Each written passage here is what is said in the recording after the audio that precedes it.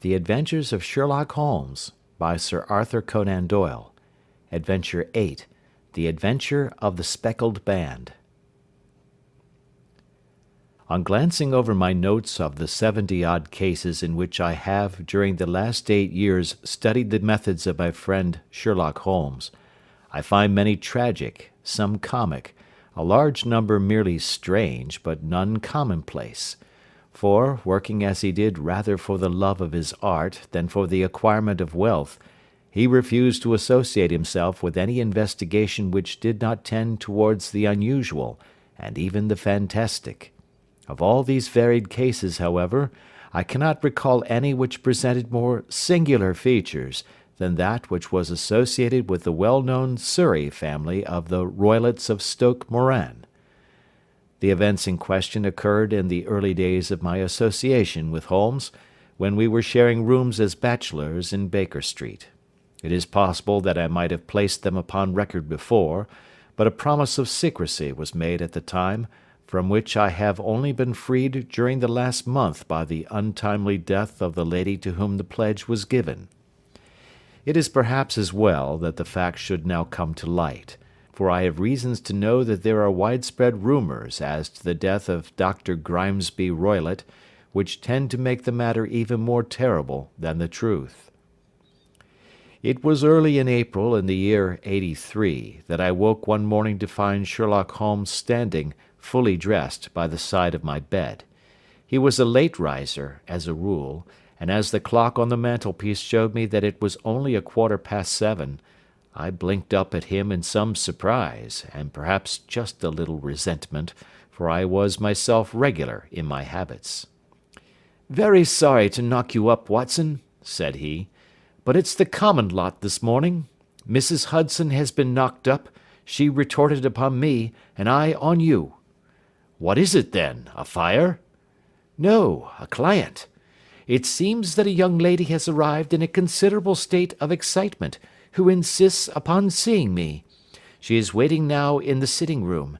Now, when young ladies wander about the metropolis at this hour of the morning, and knock sleepy people up out of their beds, I presume that it is something very pressing which they have to communicate. Should it prove to be an interesting case, you would, I am sure, wish to follow it from the outset. I thought, at any rate, that I should call you and give you the chance." "My dear fellow, I would not miss it for anything."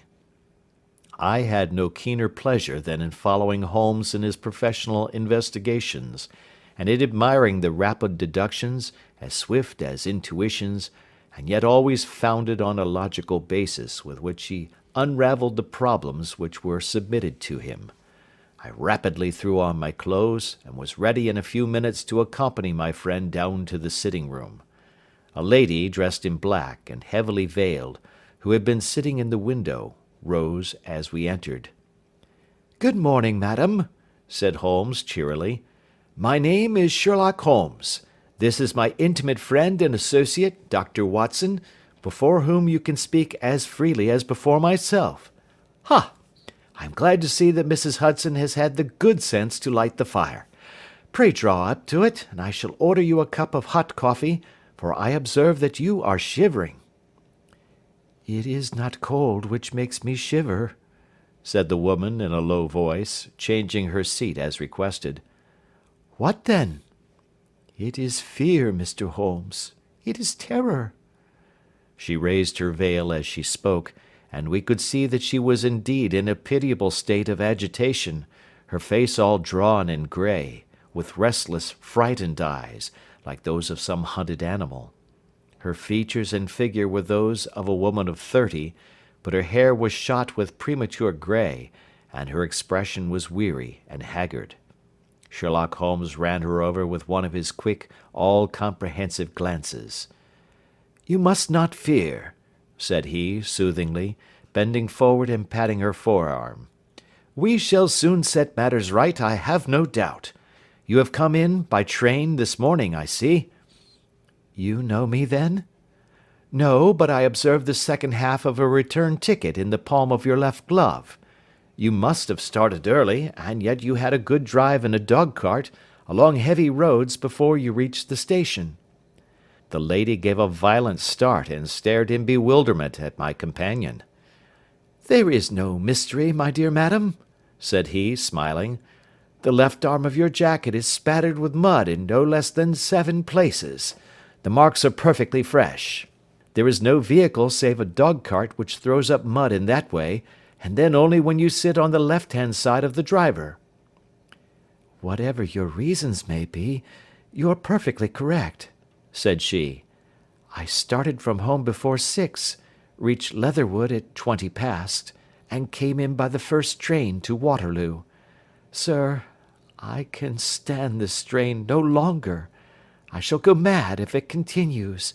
I have no one to turn to, none, save only one, who cares for me, and he, poor fellow, can be of little aid. I have heard of you, Mr. Holmes. I have heard of you from Mrs. Farintosh, whom you helped in the hour of her sore need. It was from her that I had your address. Oh, sir, do you not think that you could help me, too, and at least throw a little light through the dense darkness which surrounds me? At present, it is out of my power to reward you for your services, but in a month or 6 weeks I shall be married, with the control of my own income, and then at least you shall not find me ungrateful." Holmes turned to his desk, and, unlocking it, drew out a small case-book, which he consulted. "Farintosh," said he. "Ah, yes, I recall the case. It was concerned with an opal tiara. I think it was before your time, Watson.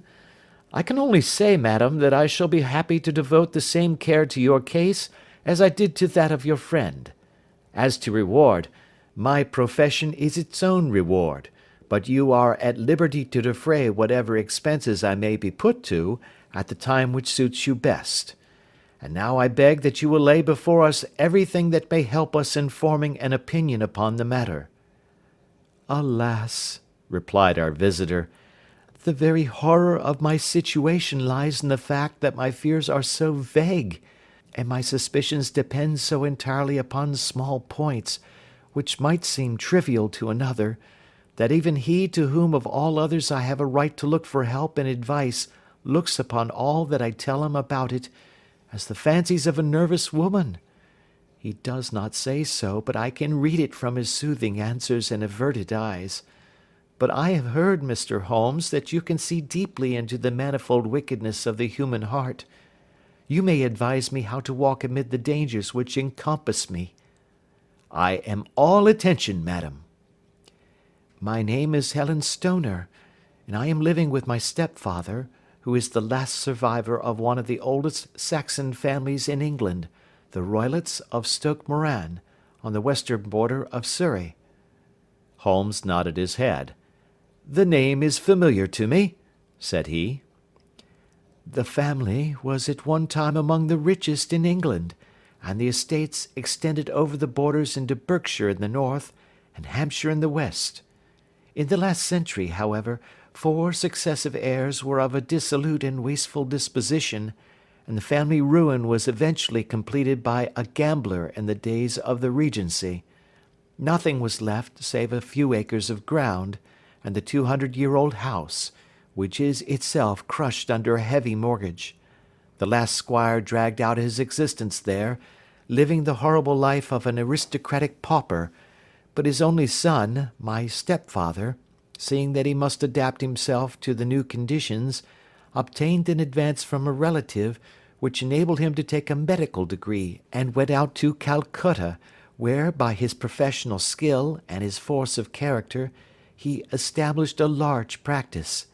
In a fit of anger, however, caused by some robberies which had been perpetrated in the house, he beat his native butler to death and narrowly escaped a capital sentence.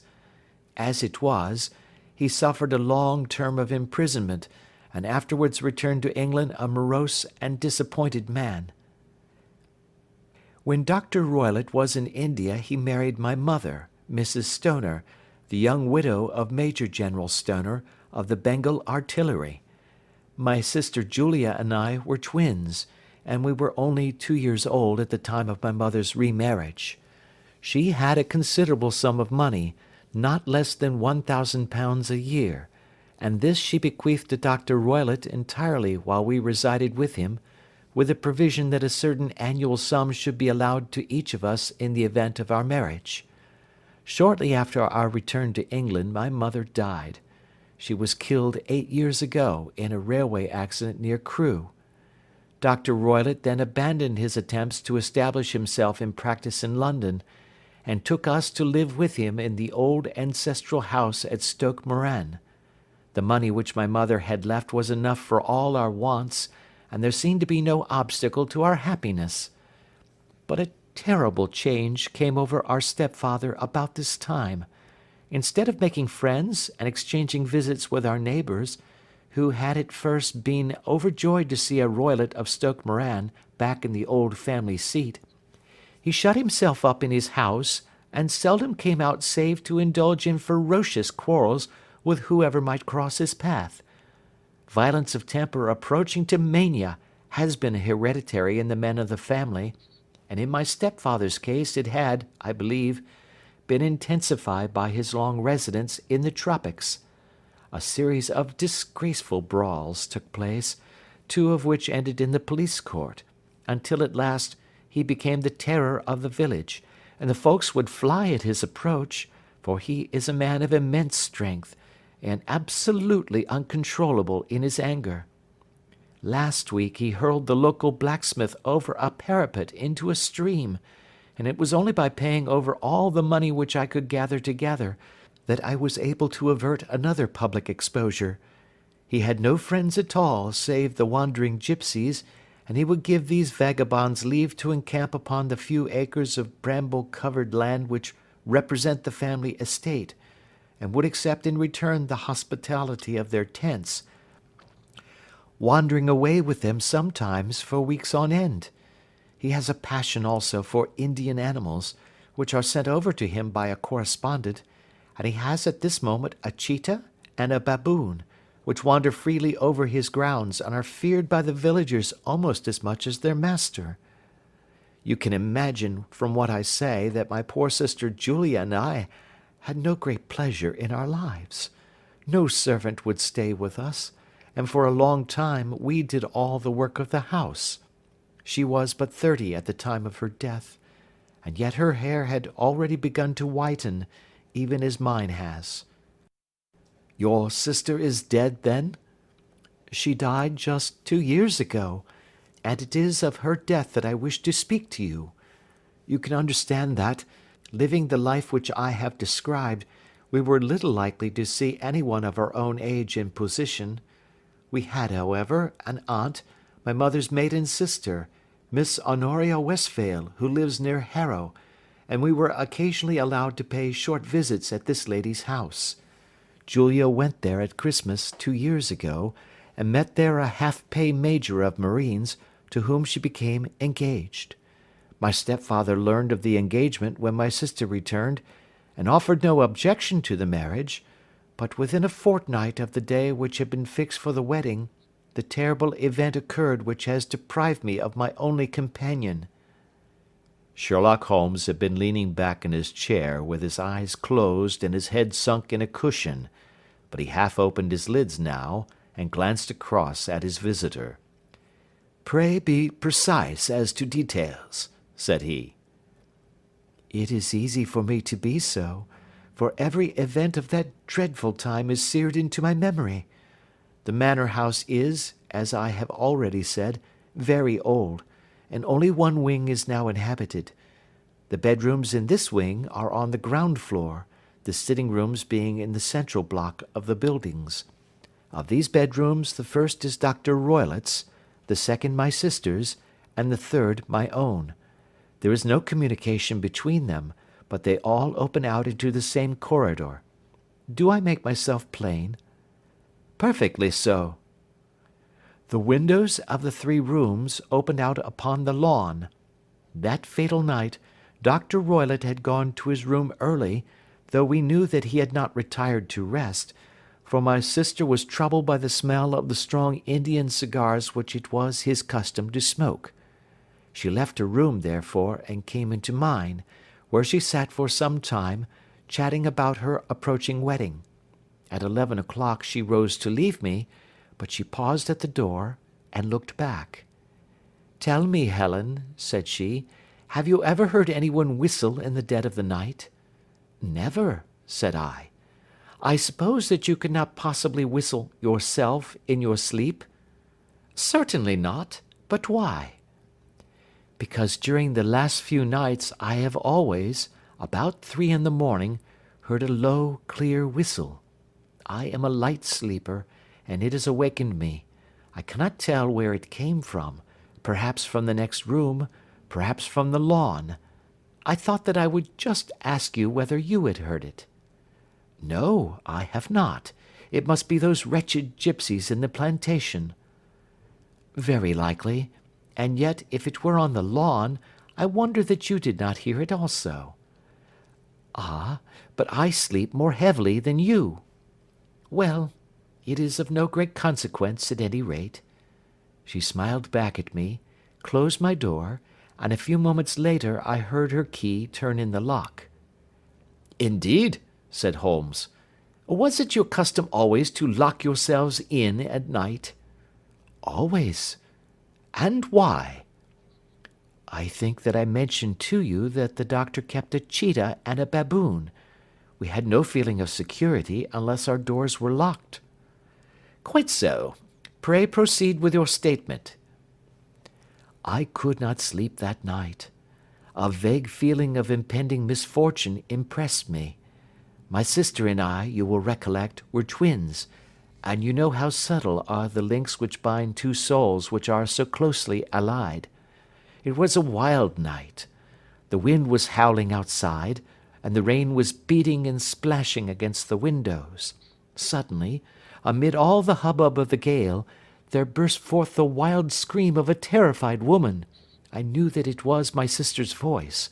I sprang from my bed, wrapped a shawl round me, and rushed into the corridor. As I opened my door I seemed to hear a low whistle, such as my sister described, and a few moments later a clanging sound, as if a mass of metal had fallen. As I ran down the passage, my sister's door was unlocked, and revolved slowly upon its hinges. I stared at it horror-stricken, not knowing what was about to issue from it. By the light of the corridor lamp I saw my sister appear at the opening, her face blanched with terror, her hands groping for help, her whole figure swaying to and fro like that of a drunkard. I ran to her, and threw my arms round her, but at that moment her knees seemed to give way, and she fell to the ground. She writhed as one who is in terrible pain, and her limbs were dreadfully convulsed. At first, I thought that she had not recognized me, but as I bent over her she suddenly shrieked out in a voice which I shall never forget, "Oh, my God, Helen! It was the band! The speckled band!" There was something else which she would fain have said, and she stabbed with her finger into the air in the direction of the doctor's room, but a fresh convulsion seized her and choked her words. I rushed out, calling loudly for my stepfather, and I met him hastening from his room in his dressing-gown. When he reached my sister's side she was unconscious, and though he poured brandy down her throat and sent for medical aid from the village, all efforts were in vain, for she slowly sank and died without having recovered her consciousness. Such was the dreadful end of my beloved sister. "One moment," said Holmes. "Are you sure about this whistle and metallic sound? Could you swear to it?" "That was what the county coroner asked me at the inquiry. It is my strong impression that I heard it, and yet, among the crash of the gale and the creaking of an old house, I may possibly have been deceived." "Was your sister dressed?" "No, she was in her night-dress. In her right hand was found the charred stump of a match, and in her left a match-box." "Showing that she had struck a light and looked about her when the alarm took place. That is important. And what conclusions did the coroner come to?" "He investigated the case with great care, for Dr. Roylott's conduct had long been notorious in the county, but he was unable to find any satisfactory cause of death."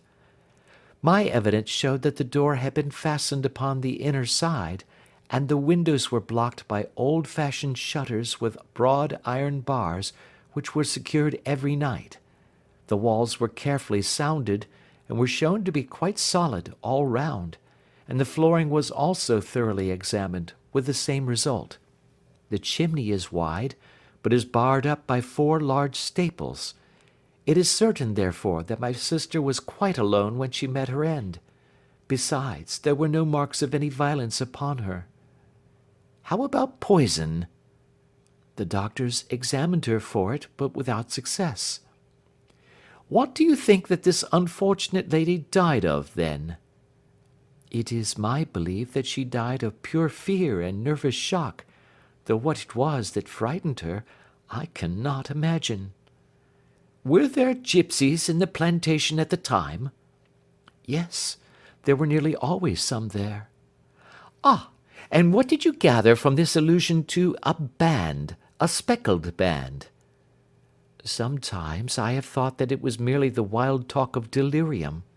Sometimes that it may have referred to some band of people, perhaps to these very gipsies in the plantation. I do not know whether the spotted handkerchiefs which so many of them wear over their heads might have suggested the strange adjective which he used. Holmes shook his head like a man who is far from being satisfied. These are very deep waters, said he. Pray go on with your narrative. 2 years have passed since then, and my life has been until lately lonelier than ever. A month ago, however, a dear friend, whom I have known for many years, has done me the honour to ask my hand in marriage. His name is Armitage, Percy Armitage, the second son of Mr. Armitage of Crane Water, near Reading. My stepfather has offered no opposition to the match, and we are to be married in the course of the spring. 2 days ago, some repairs were started in the west wing of the building, and my bedroom wall has been pierced, so that I have had to move into the chamber in which my sister died, and to sleep in the very bed in which she slept.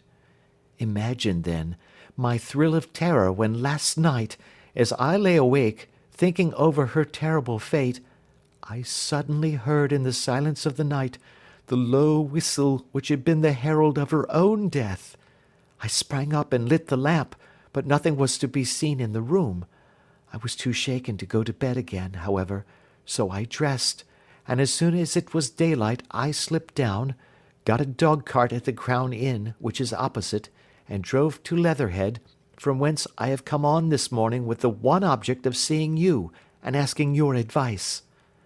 You have done wisely, said my friend. But have you told me all? Yes, all. Miss Roylott, you have not. You are screening your stepfather. Why, what do you mean? For answer, Holmes pushed back the frill of black lace which fringed the hand that lay upon our visitor's knee. 5 little livid spots, the marks of 4 fingers and a thumb, were printed upon the white wrist. You have been cruelly used, said Holmes. The lady coloured deeply and covered over her injured wrist.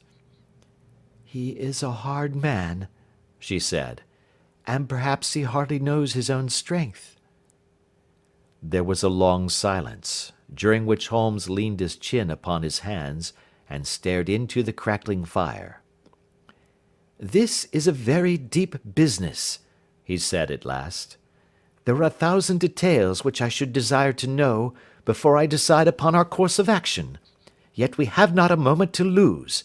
If we were to come to Stoke Moran today, would it be possible for us to see over these rooms without the knowledge of your stepfather? As it happens, he spoke of coming into town today upon some most important business. It is probable that he will be away all day, and that there will be nothing to disturb you. We have a housekeeper now, but she is old and foolish, and I could easily get her out of the way. Excellent. You are not averse to this trip, Watson? By no means. Then we shall both come. What are you going to do yourself? I have 1 or 2 things which I would wish to do now that I am in town, but I shall return by the 12 o'clock train, so as to be there in time for your coming. And you may expect us early in the afternoon. I have myself some small business matters to attend to. Will you not wait and breakfast? No, I must go.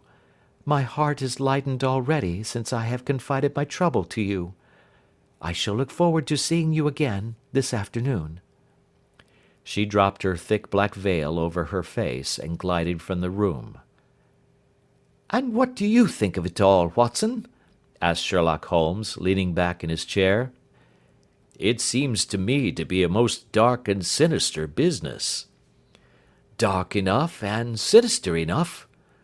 Yet if the lady is correct in saying that the flooring and walls are sound, and that the door, window, and chimney are impassable, then her sister must have been undoubtedly alone when she met her mysterious end.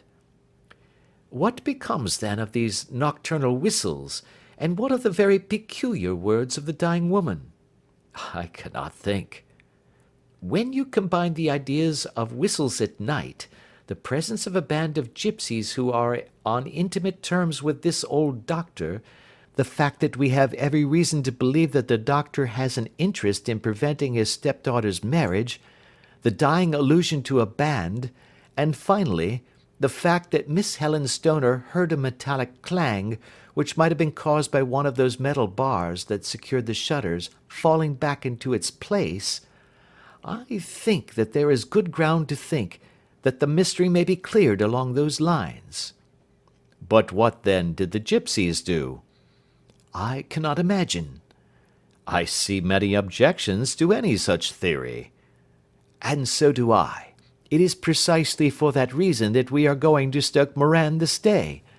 I want to see whether the objections are fatal, or if they may be explained away.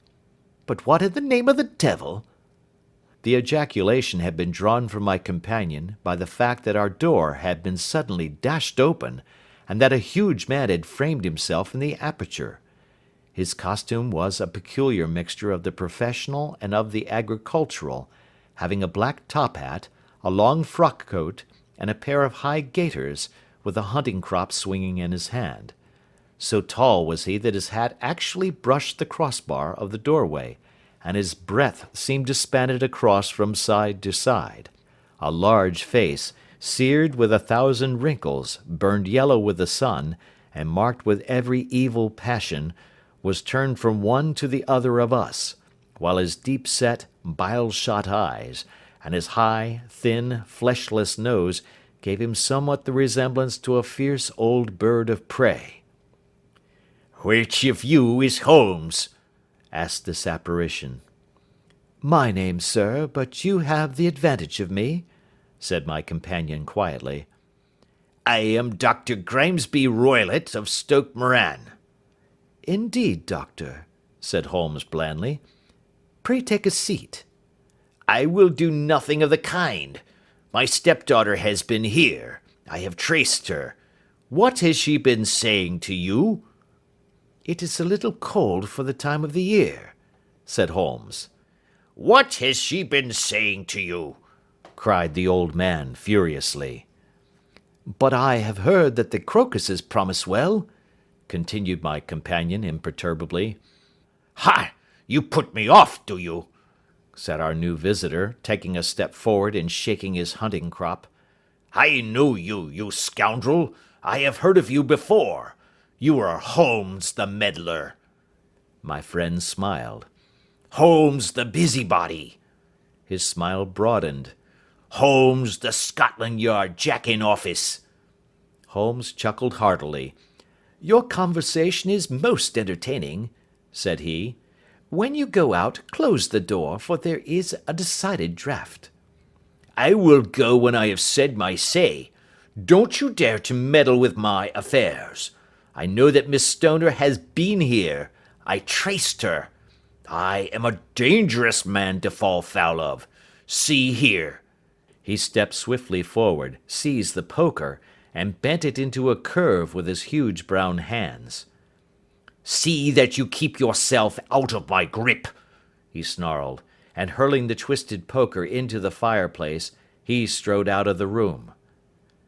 "He seems a very amiable person," said Holmes, laughing.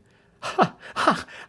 I am not quite so bulky, but if he had remained I might have shown him that my grip was not much more feeble than his own." As he spoke he picked up the steel poker and, with a sudden effort, straightened it out again. "Fancy his having the insolence to confound me with the official detective force! This incident gives zest to our investigation, however, and I only trust that our little friend will not suffer from her imprudence in allowing this brute to trace her. And now, Watson, we shall order breakfast, and afterwards I shall walk down to Doctors' Commons, where I hope to get some data which may help us in this matter." It was nearly 1 o'clock when Sherlock Holmes returned from his excursion. He held in his hand a sheet of blue paper, scrawled over with notes and figures. "I have seen the will of the deceased wife," said he. "To determine its exact meaning I have been obliged to work out the present prices of the investments with which it is concerned. The total income, which at the time of the wife's death was little short of £1,100, is now, through the fall in agricultural prices, not more than £750. Each daughter can claim an income of £250 in case of marriage. It is evident, therefore, that if both girls had married, this beauty would have been a mere pittance, while even one of them would cripple him to a very serious extent. My morning's work has not been wasted, since it has proved that he has the very strongest motives for standing in the way of anything of the sort. And now, Watson, this is too serious for dawdling, especially as the old man is aware that we are interesting ourselves in his affairs. So if you are ready, we shall call a cab and drive to Waterloo. I should be very much obliged if you would slip your revolver into your pocket. An Ely's No. 2 is an excellent argument with gentlemen who can twist steel pokers into knots. That and a toothbrush are, I think, all that we need." At Waterloo we were fortunate in catching a train for Leatherhead, where we hired a trap at the station inn and drove for 4 or 5 miles through the lovely Surrey lanes. It was a perfect day, with a bright sun and a few fleecy clouds in the heavens. The trees and wayside hedges were just throwing out their first green shoots, and the air was full of the pleasant smell of the moist earth. To me, at least, there was a strange contrast between the sweet promise of the spring and this sinister quest upon which we were engaged. My companion sat in the front of the trap, his arms folded, his hat pulled down over his eyes, and his chin sunk upon his breast, buried in the deepest thought. Suddenly, however, he started, tapped me on the shoulder, and pointed over the meadows. "Look there," said he. A heavily timbered park stretched up in a gentle slope, thickening into a grove at the highest point. From amid the branches there jutted out the grey gables and high roof-tree of a very old mansion. "Stoke Moran?" said he. "Yes, sir, that be the house of Dr. Grimesby Roylott," remarked the driver. "There is some building going on there," said Holmes. "That is where we are going." "There's the village," said the driver, pointing to a cluster of roofs some distance to the left. "But if you want to get to the house, you'll find it shorter to get over this stile and so by the footpath over the fields. There it is, where the lady is walking." "And the lady, I fancy, is Miss Stoner," observed Holmes, shading his eyes. "Yes, I think we had better do as you suggest." We got off, paid our fare, and the trap rattled back on its way to Leatherhead. "I thought it as well," said Holmes as we climbed the stile, "that this fellow should think we had come here as architects, or on some definite business. It may stop his gossip. Good afternoon, Miss Stoner. You see that we have been as good as our word." Our client of the morning had hurried forward to meet us with a face which spoke her joy. "I have been waiting so eagerly for you," she cried, shaking hands with us warmly. "All has turned out splendidly. Dr. Roylott has gone to town, and it is unlikely that he will be back before evening." "We have had the pleasure of making the doctor's acquaintance," said Holmes, and in a few words he sketched out what had occurred. Miss Stoner turned white to the lips as she listened. "Good heavens!" she cried. "He has followed me, then?" "So it appears." "He is so cunning that I never know when I am safe from him. What will he say when he returns?" "He must guard himself, for he may find that there is someone more cunning than himself upon his track. You must lock yourself up from him tonight. If he is violent, we shall take you away to your aunt's at Harrow. Now, we must make the best use of our time, so kindly take us at once to the rooms which we are to examine." The building was of grey, lichen-blotched stone, with a high central portion and two curving wings like the claws of a crab, thrown out on each side. In one of these wings the windows were broken and blocked with wooden boards, while the roof was partly caved in, a picture of ruin. The central portion was in little better repair, but the right-hand block was comparatively modern, and the blinds in the windows, with the blue smoke curling up from the chimneys, showed that this was where the family resided. Some scaffolding had been erected against the end wall, and the stonework had been broken into, but there were no signs of any workmen at the moment of our visit. Holmes walked slowly up and down the ill-trimmed lawn, and examined with deep attention the outsides of the windows. "This, I take it, belongs to the room in which you used to sleep, the centre one to your sister's, and the one next to the main building to Dr. Roylott's chamber?" "Exactly so, but I am now sleeping in the middle one." "Pending the alterations, as I understand. By the way, there does not seem to be any very pressing need for repairs at that end wall." "There were none. I believe that it was an excuse to move me from my room." "Ah, that is suggestive.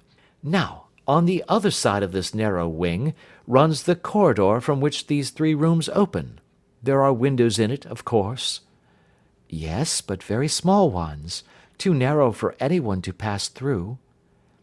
"As you both locked your doors at night, your rooms were unapproachable from that side. Now, would you have the kindness to go into your room and bar your shutters?" Miss Stoner did so, and Holmes, after a careful examination through the open window, endeavoured in every way to force the shutter open, but without success.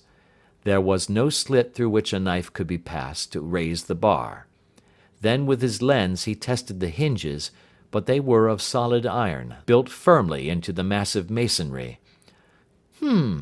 Said he, scratching his chin in some perplexity. "My theory certainly presents some difficulties.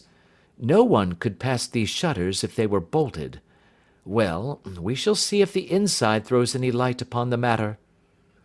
A small side door led into the whitewashed corridor from which the three bedrooms opened. Holmes refused to examine the third chamber, so he passed at once to the second, that in which Miss Stoner was now sleeping, and in which her sister had met with her fate. It was a homely little room, with a low ceiling and a gaping fireplace, after the fashion of old country houses.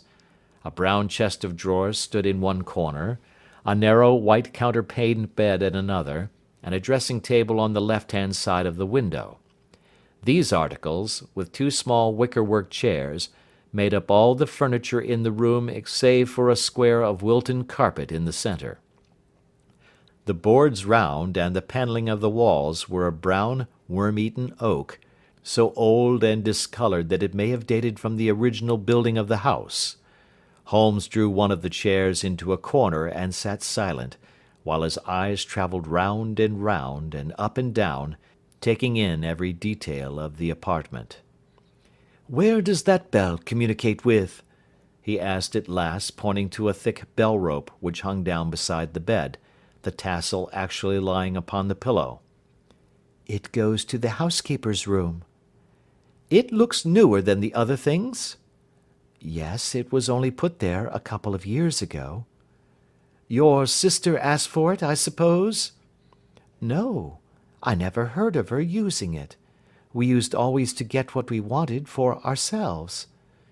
"Indeed! It seemed unnecessary to put so nice a bell-pull there. You will excuse me for a few minutes while I satisfy myself as to this floor."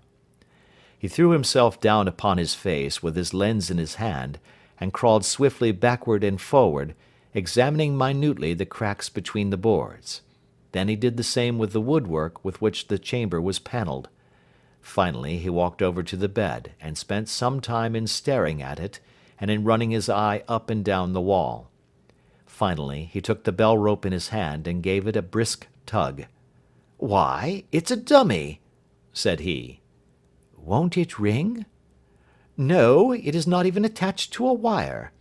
This is very interesting. You can see now that it is fastened to a hook, just above where the little opening for the ventilator is." "How very absurd! I never noticed that before." "Very strange," muttered Holmes, pulling at the rope. "There are one or two very singular points about this room. For example, what a fool a builder must be to open a ventilator into another room, when with the same trouble he might have communicated with the outside air." "That is also quite modern," said the lady. "Done about the same time as the bell rope," remarked Holmes. "Yes, there were several little changes carried out about that time." "They seem to have been of a most interesting character, dummy bell ropes and ventilators which do not ventilate. With your permission, Miss Stoner, we shall now carry our researches into the inner apartment." Dr. Grimesby Roylott's chamber was larger than that of his stepdaughter, but was as plainly furnished. A camp bed, a small wooden shelf full of books, mostly of a technical character, an armchair beside the bed, a plain wooden chair against the wall, a round table, and a large iron safe were the principal things which met the eye. Holmes walked slowly round and examined each and all of them with the keenest interest. "What's in here?" he asked, tapping the safe. "My stepfather's business papers." "Oh, you have seen inside, then?" "Only once, some years ago. I remember that it was full of papers." "There isn't a cat in it, for example?" "No. What a strange idea." "Well, look at this." He took up a small saucer of milk which stood on the top of it. "No, we don't keep a cat, but there is a cheetah and a baboon." "Ah, yes, of course. Well, a cheetah is just a big cat, and yet a saucer of milk does not go very far in satisfying its wants, I dare say. There is one point which I should wish to determine."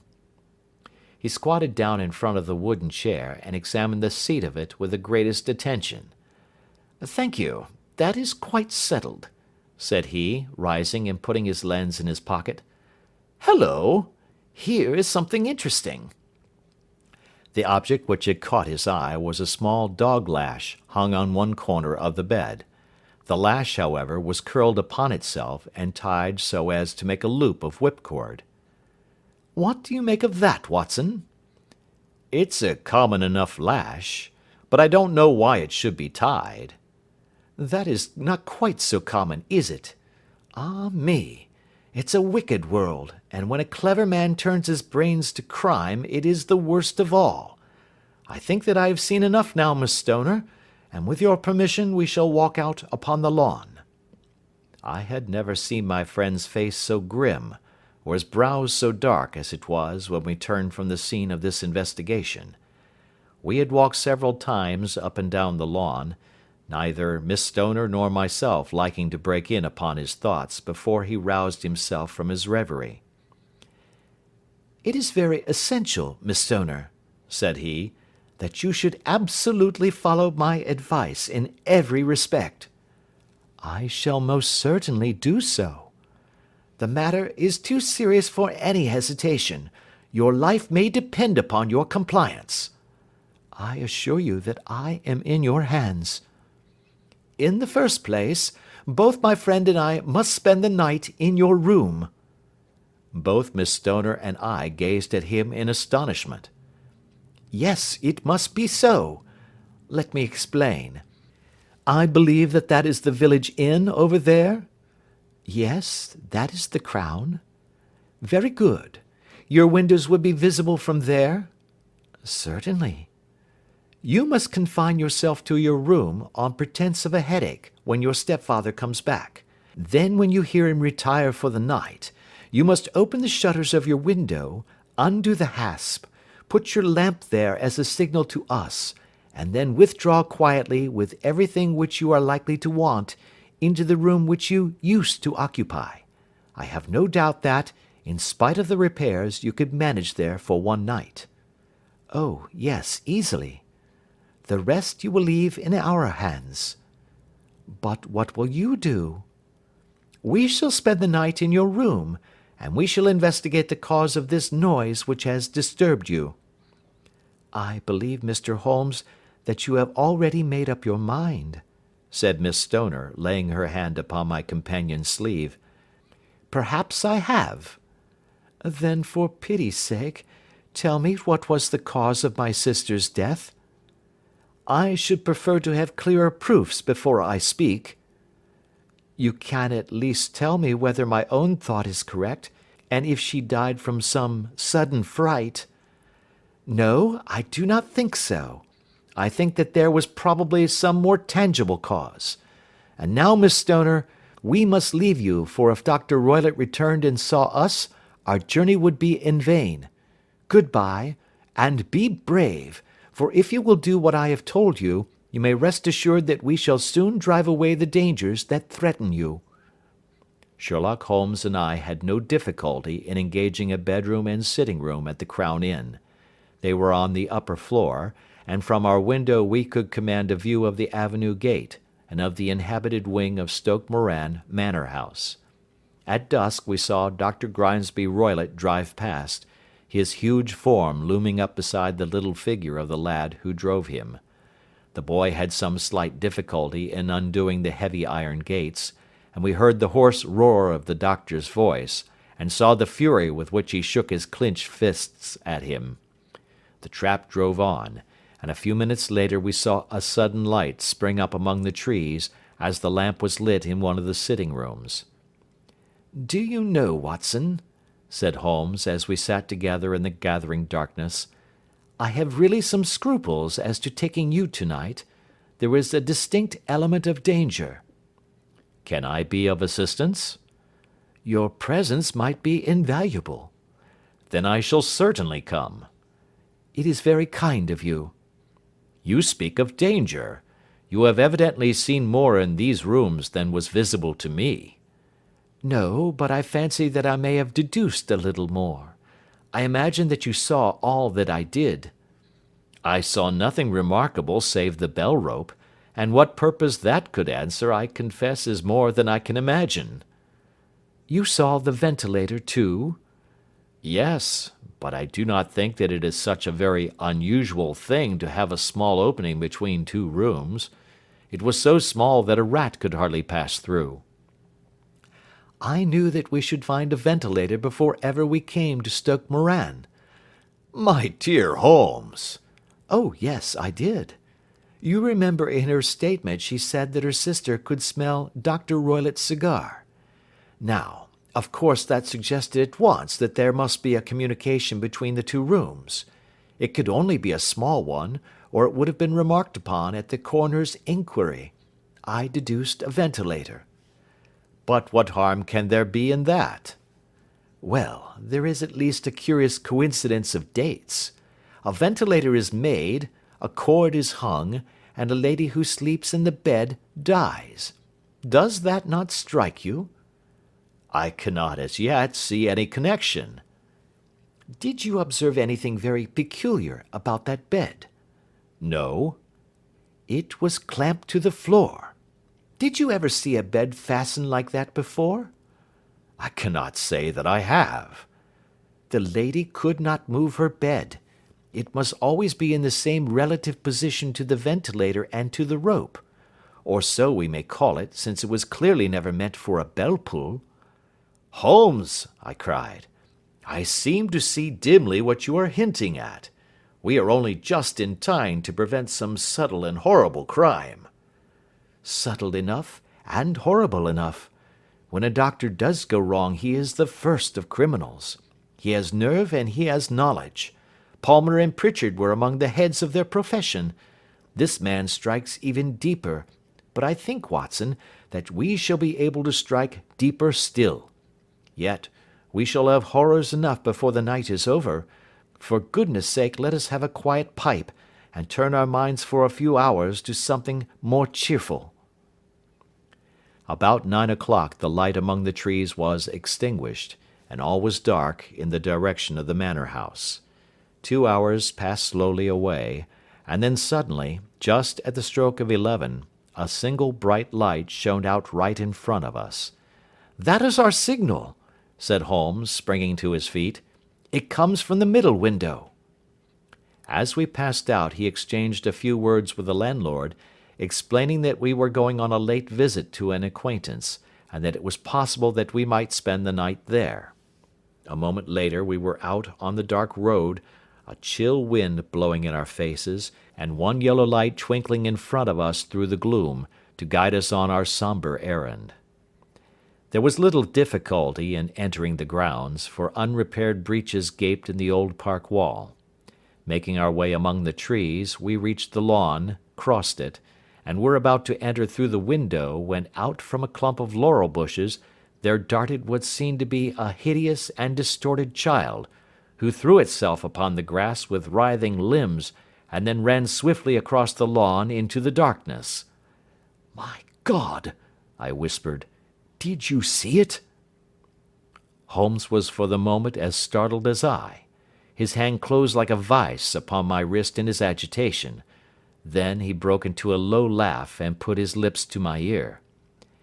"It is a nice household," he murmured. "That is the baboon." I had forgotten the strange pets which the doctor affected.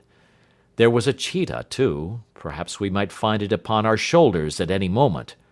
I confess that I felt easier in my mind when, after following Holmes's example and slipping off my shoes, I found myself inside the bedroom.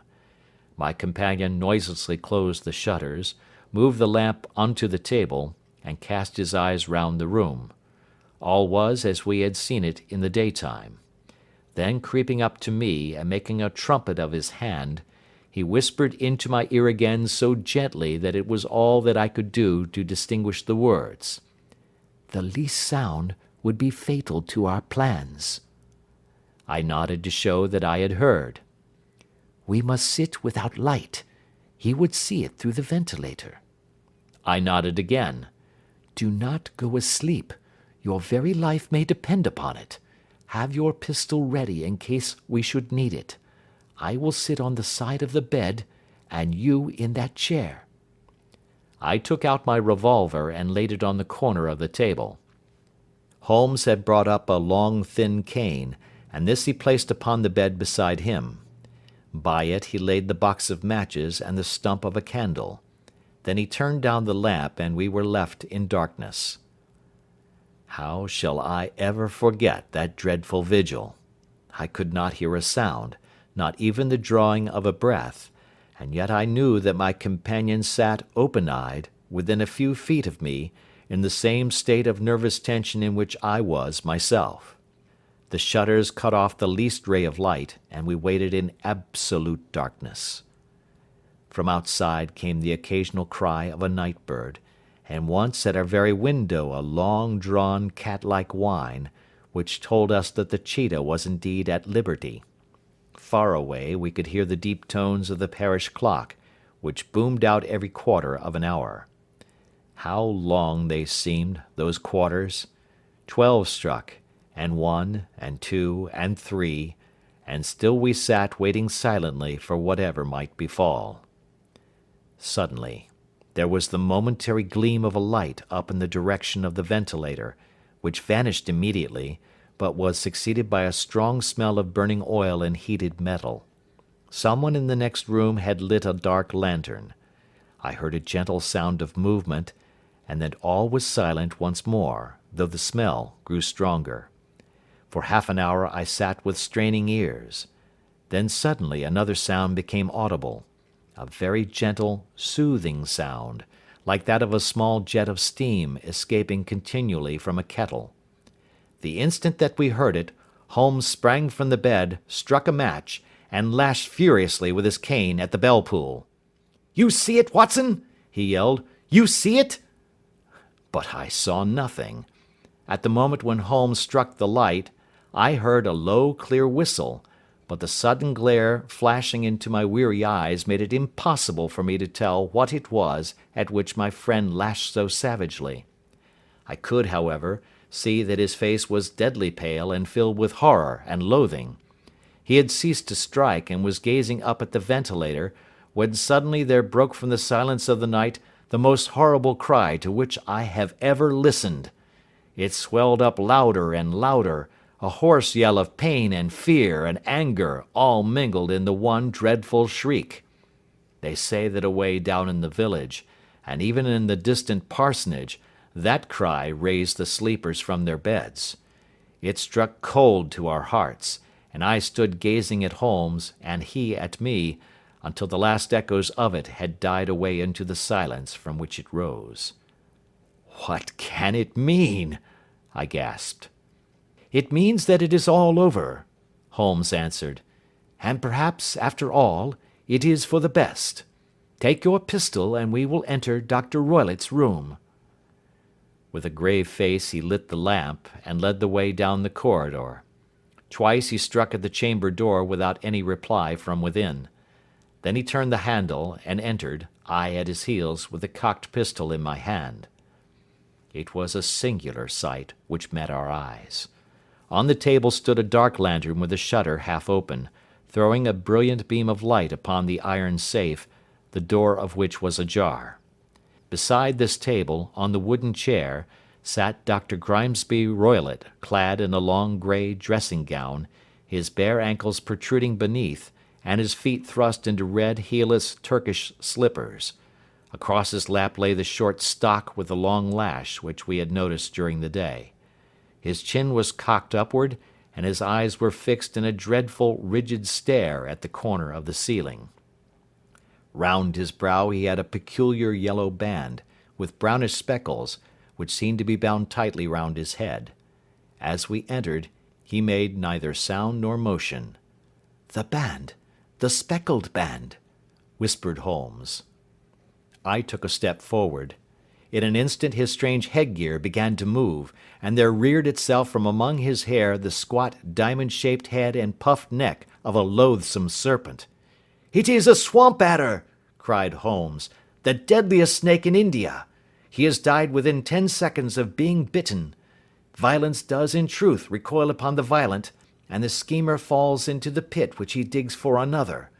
Let us thrust this creature back into its den, and we can then remove Miss Stoner to some place of shelter, and let the county police know what has happened."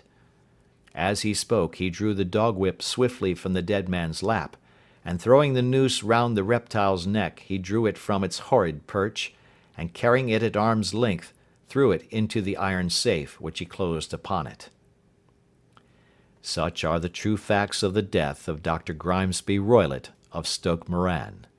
It is not necessary that I should prolong a narrative which has already run to too great a length by telling how we broke the sad news to the terrified girl, how we conveyed her by the morning train to the care of her good aunt at Harrow, of how the slow process of official inquiry came to the conclusion that the doctor met his fate while indiscreetly playing with a dangerous pet. The little which I had yet to learn of the case was told me by Sherlock Holmes as we travelled back next day. "I had," said he, "come to an entirely erroneous conclusion which shows, my dear Watson, how dangerous it always is to reason from insufficient data. The presence of the gipsies, and the use of the word band, which was used by the poor girl, no doubt, to explain the appearance which she had caught a hurried glimpse of by the light of her match, were sufficient to put me upon an entirely wrong scent. I can only claim the merit that I instantly reconsidered my position when, however, it became clear to me that whatever danger threatened an occupant of the room could not come either from the window or the door. My attention was speedily drawn, as I have already remarked to you, to this ventilator, and to the bell rope which hung down to the bed.